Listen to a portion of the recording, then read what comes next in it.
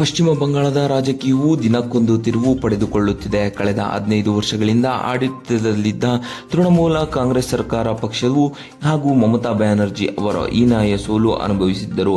ಇದೀಗ ಪಶ್ಚಿಮ ಬಂಗಾಳದ ಮಾಜಿ ಉಪಸಭಾಪತಿ ಆಶೀಶ್ ಬ್ಯಾನರ್ಜಿ ಅವರು ಭಾನುವಾರ ಬೆಳಿಗ್ಗೆ ಬಿರ್ಭೂಮ್ ಜಿಲ್ಲೆಯ ತಮ್ಮ ಮನೆಯ ಬಳಿ ಇರುವಂತಹ ತೃಣಮೂಲ ಕಾಂಗ್ರೆಸ್ ಕಚೇರಿಯಲ್ಲಿ ನಿಗೂಢವಾಗಿ ಸಾವನ್ನಪ್ಪಿದ್ದಾರೆ ಎಂದು ಪಶ್ಚಿಮ ಬಂಗಾಳದ ಪೊಲೀಸರು ತಿಳಿಸಿದ್ದಾರೆ.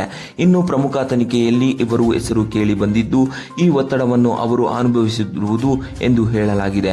ಆಶೀಶ್ ಬ್ಯಾನರ್ಜಿ ಅವರ ಸಾವಿಗೆ ಸಂಬಂಧಿಸಿದಂತೆ ಪಶ್ಚಿಮ ಬಂಗಾಳದ ಪೊಲೀಸರು ಪ್ರಾಥಮಿಕ ವರದಿಯನ್ನು ಹಂಚಿಕೊಂಡಿದ್ದಾರೆ. ಇದರ ಪ್ರಕಾರ ಪ್ರಾಥಮಿಕ ತನಿಖೆಯಲ್ಲಿ ಇದು ಆತ್ಮಹತ್ಯೆ ಪ್ರಕರಣ ಎಂದು ಪರಿಗಣಿಸಲಾಗಿದೆ.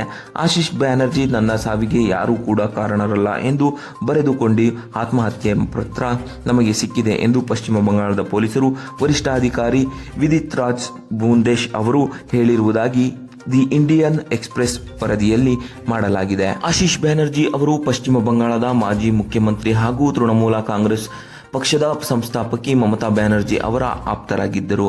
ಇನ್ನು ಆಶೀಶ್ ಬ್ಯಾನರ್ಜಿ ಅವರು ಪಶ್ಚಿಮ ಬಂಗಾಳದ ಆಶೀಶ್ ರಾಂಪುರನ ವಾರ್ಡ್ ನಂಬರ್ 5ರ ಹಟಾಲತ್ಪುರದಲ್ಲಿ ವಾಸಿಸುತ್ತಿದ್ದರು. ಆದರೆ ತೃಣಮೂಲ ಕಾಂಗ್ರೆಸ್ ಪಕ್ಷದ ಕಚೇರಿಗೆ ಬಂದು ಅವರು ಆತ್ಮಹತ್ಯೆ ಮಾಡಿಕೊಂಡಿರುವುದು ಹಲವು ಅನುಮಾನಗಳಿಗೆ ಕಾರಣವಾಗಿದೆ.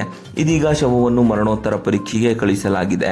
ಮರಣೋತ್ತರ ಪರೀಕ್ಷೆಯ ಫಲಿತಾಂಶ ಬಂದ ಮೇಲೆ ಅದರ ಆಧಾರದ ಮೇಲೆ ತನಿಖೆ ಮುಂದುವರಿಸಲಾಗಿದೆ ಎಂದು ಪಶ್ಚಿಮ ಬಂಗಾಳದ ಪೊಲೀಸ್ ಅಧಿಕಾರಿಗಳು ಮಾಹಿತಿ ನೀಡಿದ್ದಾರೆ.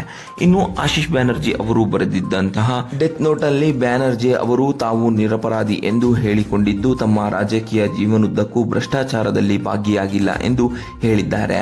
ತಾರಾಪಿತ್ ರಾಂಪುರತ್ ಅಭಿವೃದ್ಧಿ ಯೋಜನೆ ಪ್ರಾಧಿಕಾರಕ್ಕೆ ಸಂಬಂಧಿಸಿದ ತಪ್ಪುಗಳ ಆರೋಪಗಳನ್ನು ಅವರು ಉಲ್ಲೇಖಿಸಿದ್ದಾರೆ. ಅಲ್ಲಿ ಅವರು ಅಧ್ಯಕ್ಷರಾಗಿ ಸೇವೆ ಸಲ್ಲಿಸಿದ್ದರು.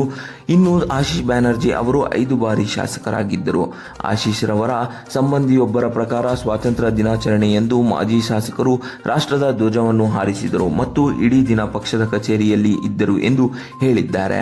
ರಾಂಪುರತ್ನಲ್ಲಿ 5 ಬಾರಿ ಮಾಜಿ ಶಾಸಕರಾಗಿರುವ ಆಶೀಶ್ ಶಾಲಾ ಶಿಕ್ಷಣ ಸಚಿವ ಮತ್ತು ಕೃಷಿ ಸಚಿವರಾಗಿಯೂ ಸೇವೆ ಸಲ್ಲಿಸಿದರು. ಅವರ ಇಂದಿನ ವಿಧಾನಸಭೆಯಲ್ಲಿ ಉಪಸಭಾಪತಿಯಾಗಿದ್ದರು ಮತ್ತು 2026ರ ಚುನಾವಣೆಯಲ್ಲಿ ಬಿಜೆಪಿ ವಿರುದ್ಧ ಸೋತಿದ್ದರು.